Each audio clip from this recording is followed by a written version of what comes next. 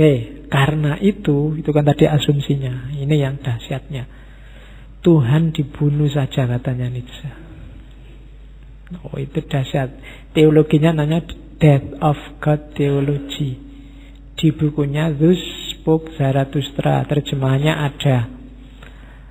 Lah terus gimana Pak kita bisa bebas? Dunia ini sudah kayak gini. Katanya Nietzsche, kalau memang Tuhan dan moralitas harus menghalangi kita dari kebebasan, maka Tuhan kita matikan saja. Katanya Nietzsche, sebenarnya logika kita itu kebalik. Bukan kita dulu itu yang diciptakan Tuhan, tapi kita yang menciptakan Tuhan. Kita yang merumuskan Tuhan itu kayak gini loh. Kita yang memahami Tuhan itu harusnya gini, isinya gini. Bagi orang tertentu Tuhan itu maha adil, maha neliti, maha menyiksa. Bagi yang lain Tuhan itu maha penyayang, maha bijaksana. Dosa apa aja diampuni. Bagi yang sini Tuhan itu maha sadis. Besok kamu dipanggang di neraka. Betul. Kita sendiri yang mengkonstruk itu katanya Nietzsche. Sudahlah dibunuh aja deh Tuhannya. Itu maunya Nietzsche. Tuhan dan moralitas harus kita matikan. Kenapa? Ya karena itu dulu yang bikin kita kok. Kalau nggak percaya sekarang kamu tulis Tuhan itu kayak gimana sih, tulisan satu Tuhan itu gini. Ya kamu sendiri yang bikin rumusan itu. Setiap rumusanmu pasti itu bukan Tuhan. Kita kan juga punya keyakinan begitu. Laisa kamislihi syai'un. Teorinya Nietzsche boleh kamu pakai untuk mari kita bunuh Tuhan-Tuhan ciptaan kita sendiri. Yang membelenggu kita, mengikat moralitas kita. Kalau tadi sumber moralitas itu kita yakini berasal dari Tuhan, berarti apa? Semua ide-ide absolut, kebenaran-kebenaran universal itu kita matikan juga. Dan dengan matinya Tuhan otomatis sudah mati juga ide-ide universal itu. Jadi the death of God theology. Terus ada pertanyaan gitu semua. Terus siapa yang bunuh Tuhan itu? Gimana caranya kita bunuh Tuhan? Katanya Nietzsche, Tuhan itu mati sendiri. Kenapa? Dia mati sendiri ketika akal kita jalan, ketika sains berkembang. Semua yang misteri-misteri sekarang terjawab oleh ilmu pengetahuan. Tidak butuh lagi Tuhan. Lama-lama Tuhan mati. Tidak dibutuhkan. Segalanya terjawab. Dulu misteri sekali misalnya apa. Sekarang jawabannya ada. Dulu Nabi Isa itu menyembuhkan orang sakit kusta. Itu mukjizat luar biasa. Wah, ini kebesaran Tuhan. Sekarang manusia sudah ketemu. Jangankan itu, manusia bisa rekayasa genetik sekarang. Levelnya sudah sampai segitu. Jadi katanya tenang aja, nggak usah capek-capek dibunuh. Lama-lama mati sendiri Tuhan. Semakin kita mengembangkan sains, semakin tersisih peran Tuhan. Jadi itu katanya Nietzsche ya. Jangan bilang-bilang keluar. Kamu dimarahi orang banyak. Dengan matinya Tuhan, itu kita bebas sekarang. Kamu gak takut lagi. Kalau itu haram loh. Haram ya biar aja. Allah gak ada. Sudah mati. Maunya begitu. Maunya Nietzsche. Kita bebas sekarang. Kita kreatif, mau ngapain aja boleh wis. Kamu mau sholat 10 kali sehari boleh. Bikin bid'ah misalnya itu kalau agama. Sak kapokmu ya entuk. Bikin sistem nilai sesukamu ya entuk. Energi kreatifmu kembangkan sesuai keinginanmu. Dan tidak akan lagi ada manusia-manusia pengecut yang melarikan diri dari dirinya sendiri atau melakukan perbuatan jahat, perbuatan jelek, dan yang dikambing hitamkan Allah. Hari ini kan banyak orang, Allah itu cuma jadi kambing hitam aja. Yang jahat kamu kok. Ini atas nama Allah. Terus bom meledak. Allah nggak tahu apa-apa dijadikan alasan. Ya kan, sering kan kita kayak gitu. Nyerbu-nyerbu atas nama Allah. Bela Islam, bela Allah kan. Sering begitu. Allahnya kita jadikan kambing hitam. Maka itu kalau bahasanya Nietzsche, ini orang-orang pengecut. Tidak berani ngakoni dirinya sendiri. Kalau kamu menganggap maksiat itu jelek, terus kamu pukuli orang yang maksiat, tidak usah berlindung di balik namanya Allah. Iya, memang aku tidak setuju, itu jelek. Mau apa kamu? Wah, itu jantan. Tidak berlindung di bawah nama Allah. Itu Nietzsche loh ya, bukan aku. Oke. Iya, harus ini bersandar pada namanya Nietzsche. Biar kamu tidak marah nanti. Terus, nah, setelah Tuhan mati, sistem nilai hancur, yang lahir apa? Nihilisme. Dan inilah hakikat hidup yang sejati, katanya Nietzsche. Hidup itu nihil, baik, buruk, indah, tidak indah, benar, salah, itu ayo kita ciptakan sendiri. Orang lain juga biar menciptakan versinya mereka sendiri. Makna bikinlah sesukamu. Ini hidup yang jos itu, katanya Nietzsche. Enak wis.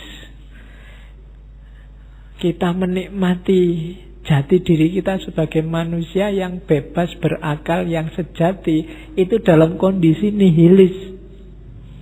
Semua sistem nilai, semua kebenaran mutlak direlatifkan.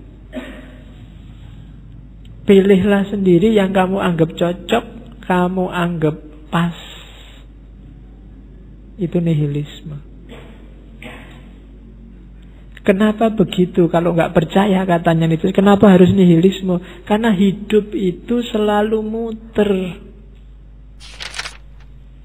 Itu ada teori namanya kembalinya yang sama.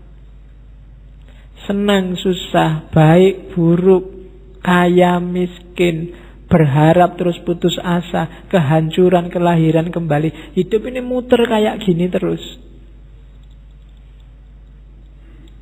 Memuakkan memang, katanya Nietzsche, tapi itu ada kalimat kata mutiara dari Nietzsche, jasagen. Jasagen itu mengiyakan hidup. Terima aja. Besok gitu lagi, bikin lagi. Dulu ada perang atas nama agama, sekarang juga ada. Dulu ada orang saling bunuh, sekarang juga banyak. Pokoknya sejarah itu muter deh, akan selalu begitu, senang susah, senang susah. Menjengkelkan memang, katanya Nietzsche, tapi ya wis itu hidup, diterima saja. Maka jangan ada yang dimutlakkan. Sekarang benar, besok bisa dianggap salah. Sekarang salah, besok dianggap benar. Daripada kita disetir orang, kita bikin sendiri kebenaran versi kita. Itu maunya Nietzsche. Toh nanti balik lagi, hidup ini muter lagi, sesuai fitrahnya hidup. Jadi kan rentetannya tadi, moralitas itu sifatnya perspektif. Biasanya yang membelenggu itu agama dan orang-orang besar. Maka bunuhlah Tuhan, kita akan sampai pada situasi nihil.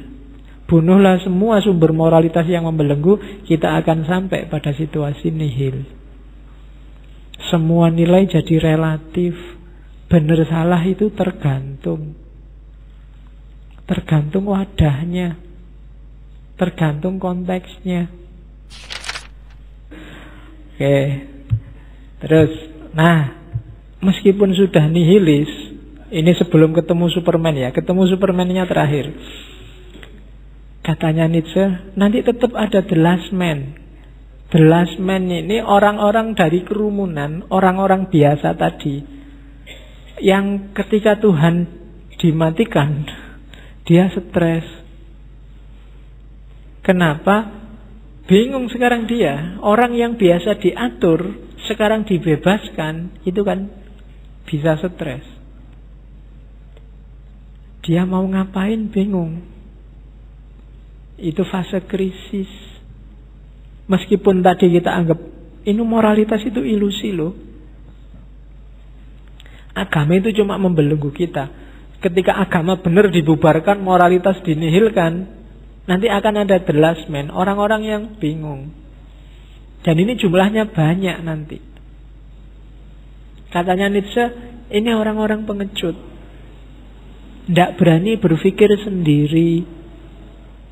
Tidak berani merumuskan tujuannya sendiri.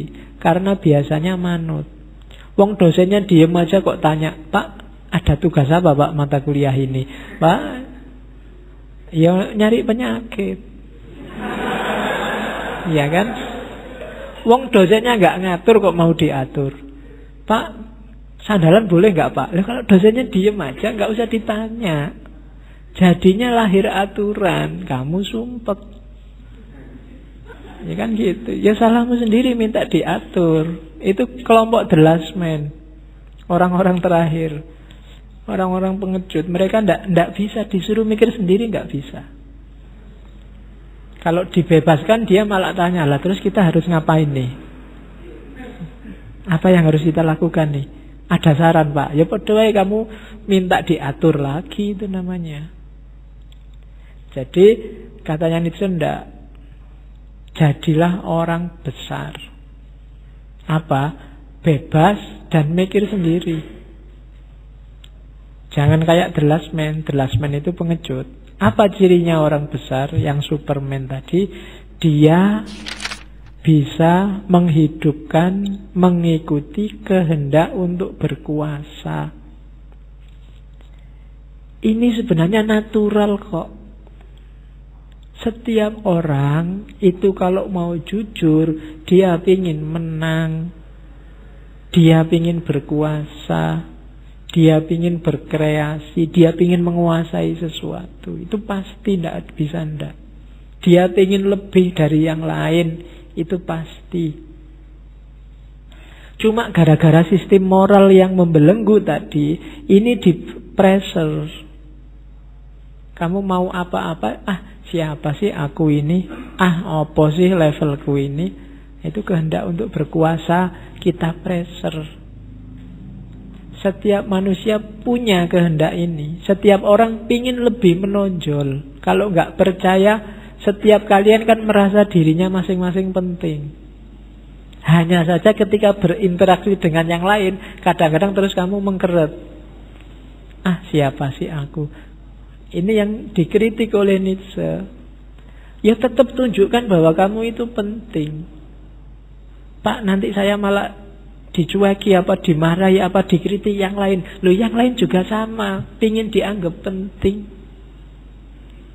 Kalau orang ngeritik kamu, dia juga pingin dianggap penting. Ayo tanding. Jangan kamunya malah mengkeret. Kalau mengkeret, kamu pasti kalah. Kepalamu diinjak untuk dia lebih tinggi. Daripada kepalamu diinjak, kan mending kamu yang injak. Itu maunya Nietzsche begitu. Toh itu, ya yang enak kan dorongan kayak gitu dibuang semua Pak. Dibuang semua, itu ndak alami, ndak natural. Ketika ndak natural, nanti kayak bahasanya Nietzsche, orang idiot yang ngatur kamu, orang yang ndak kompeten yang ngatur kamu, tambah rusak dirimu. Jadi ikuti kehendakmu, ikuti cita-citamu untuk berkuasa, will to power. Ini natural. Setiap orang merasa dirinya penting, merasa dirinya. Kamu nyari ilmu itu kan juga ingin berkuasa, menguasai teknik tertentu, menguasai kemampuan tertentu, menguasai wawasan tertentu. Pada gilirannya kamu bisa menguasai sesuatu. Itu alami. Jadi jangan minder, jangan mengkerep kalau kamu punya kehendak tertentu. Kejar itu. Itu sifatnya alamiah, katanya Nietzsche. Nah, katanya Nietzsche, dunia ini adalah kehendak untuk berkuasa dan tidak lebih dari itu. Semua problem, termasuk problem-problem hari ini, problem agama, sosial, politik, akarnya adalah benturan antara kehendak untuk berkuasa. Biasanya orang mencontohkan, kalau pas foto bareng-bareng, itu kan mesti kamu yang dijujuk fotomu dulu. Ketika bareng-bareng foto banyak itu, aku mana ya? Mesti begitu. Jarang yang mikir, temanku mana ya? Kan tidak ada. Kalau pas ada gambarmu loh ya, mesti yang dicari gambarmu dulu. Itu kenapa? Ya karena kamu merasa dirimu penting. Jadi itu salah satu bukti bahwa setiap orang ingin dianggap penting. Jadi ada will to power. Setiap orang pasti punya itu. Pengetahuan juga arahnya untuk kekuasaan. Will to power. Senjata arahnya kekuasaan. Apapun arahnya sebenarnya untuk seseorang bisa menguasai sesuatu. Seperti levelnya masing-masing. Hadis kan bilang, kullukum ra'in. Setiap orang pemimpin. Itu nama lain bahwa setiap orang sebenarnya punya wilayah kekuasaan sendiri. Dan setiap orang bangga semakin luas wilayah kekuasaannya, semakin senang dia. Antara lain lewat pengetahuan. Baru kita ketemu Superman. Oke. Akhirnya bukan the man. Kita harus jadi Superman, Uberman. Jadi tujuan dari kita hidup, dari kita sebagai manusia, itu bukan manusia biasa, tapi manusia super. Jangan salah ya, lebih dulu Nietzsche daripada yang bikin komik Superman itu. Yes, Superman kadang pakai istilah overman. Jadi orang yang vital, penting dan merasa dirinya penting, tegas, teguh, terampil, bebas, berdaulat, ningrat dalam tanda petik ya. Sedikit, jumlahnya memang sedikit. Superman itu tidak banyak. Jadilah orang yang sedikit. Ada dalilnya di Quran. Kam min fi'atin qalilatin. Yang sedikit itu bisa mengalahkan yang banyak. Jangan jadi kerumunan. Jangan jadi orang yang akeh tunggale. Jadi orang yang spesial. Versi dirimu sendiri. Kamu akan jadi kawanan kalau tidak jadi Superman. Kawanan itu dia lemah, pengecut, mentalnya budak, manutan. Oke. Superman itu bebas. Meskipun dia tidak immoral. Jangan dianggap Superman terus sakarepe dhewe, ndak. Dia bikin nilai-nilai moral sendiri. Bedanya sama kawanan, kawanan itu dibikinkan orang nilainya. Kalau Superman, dia bikin nilai sendiri. Yang ketiga, Superman itu yang melakukan ya sagen. Orang yang mengiyakan hidup. Orang yang sanggup hidup, menghadapi hidup dalam situasi apapun.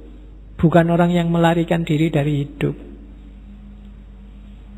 Susah, ayo. Sempit, ayo. Tetap aku menguasai diriku sendiri. Jadi namanya ya sagen. Di Nietzsche, meskipun dia agak ragu-ragu, kira-kira kayak sopo sih Superman itu, ya paling ya gabungan antara Napoleon sama Goethe, atau gabungan antara Yesus sama Julius Caesar. Jadi mix. Di sini ada kalimat lagi, Superman itu paling tidak ya dia punya ciri gabungan dari seorang seniman, berarti perasaannya hidup, dengan filosof, akalnya hidup, dan orang suci, berarti perilakunya terarah. Itu Superman. Seniman, filosof, orang suci.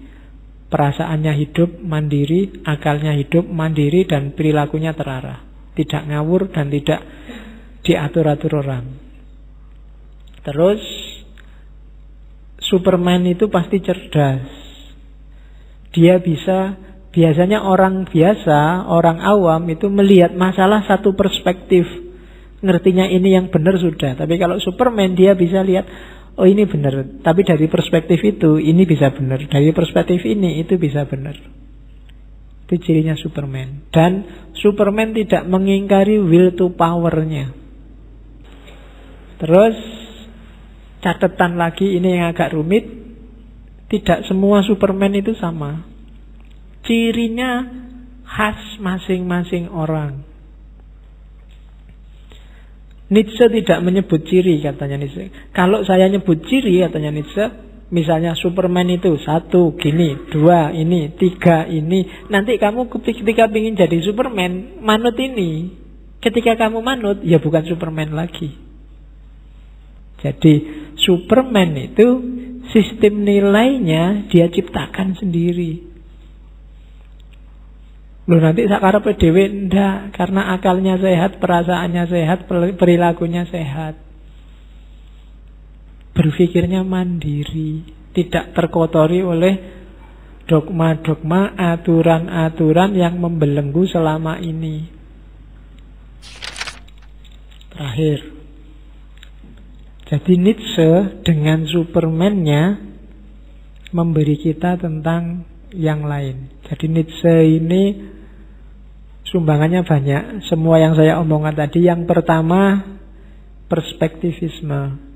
Nietzsche orang pertama yang menggugah kesadaran kebenaran itu perspektif loh, yang nanti dihidupkan habis-habisan oleh, makanya tadi saya bilang ini transisi dari modern menuju posmo. Orang modern itu masih dengan kecenderungan kebenaran itu tunggal. Yang kedua, bikin orang mandiri. Jadi konsep moralitas budak, moralitas tuan dengan baik dan buruk tadi membuat kita sadar jangan mau ditindas orang. Fenomena penindasan itu, penghegemonian itu di level apapun, bahkan di level agama yang kita yakini, itu bukan fenomena yang sehat. Pasti di situ ada namanya ketidakadilan. Itu ajarannya Nietzsche yang kedua, menurut saya penting. Yang ketiga, Nietzsche ngajari kita untuk menikmati hidup. Ini yang jarang orang sadar, bahwa kita itu hidup cuma sekali. Allah ngasih kita hidup di dunia juga sekali. Nikmati kesempatan ini sebaik-baiknya. Semua fasilitas yang ada di muka bumi ini kan untuk kita, maunya Allah. Ya dinikmati itu. Jadi kita bikin dunia kita sendiri yang menggembirakan. Jangan bikin aturan yang bikin sumpek hidup kita sendiri. Jangan bikin tafsir yang bikin kita pusing sendiri. Arahkan orientasi visi hidup, visi beragama kita ke arah kegembiraan hidup, kesenangan hidup. Itu maunya Nietzsche. Terus, ya, dari Nietzsche juga kita belajar selama ini kita nggak ngapa-ngapain. Kita kayak robot, remote-nya semua yang di sekeliling kita. Bisa agama, bisa adat, bisa tradisi, bisa undang-undang, bisa aturan. Kita nggak ngapa-ngapain sama sekali.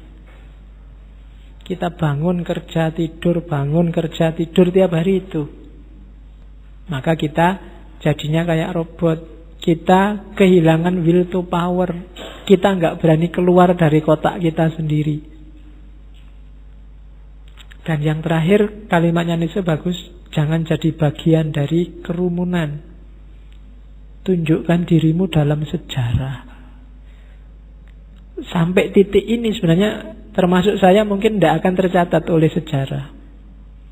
Ya berusahalah biar sejarah mencatatmu. Jangan-jangan besok sampai level cucunya cucu sudah kehilangan lacak sudah. Kayak apa dulu simbahku, kayak apa sudah hilang. Karena kita tidak penting ternyata. Alhamdulillah sudah jam 10 kita ngobrol sama Nietzsche. Ambil manfaatnya. Kalau ini senjata, gunakan sesuai kepentingan. Ya, teorinya kayak tadi ya. Kalau itu senjata, ya jangan bunuh nyamuk pakai palu besar. Karena yang bonyok kepalamu sendiri nanti. Jadi gunakan sesuai porsinya. Kayak obat. Obat itu harus diminum sesuai takarannya. Kalau kebanyakan jadi racun, kalau terlalu sedikit tidak menyembuhkan. pahami benar semua horizon pikirannya Nietzsche, termasuk semua pikiran yang lain. Pergunakan yang pas untuk hidup kita masing-masing. Oke, saya kira itu. Kurang lebihnya mohon maaf. Wallahul muwaffiq, wallahu a'lam bissawab. Wassalamualaikum warahmatullahi wabarakatuh.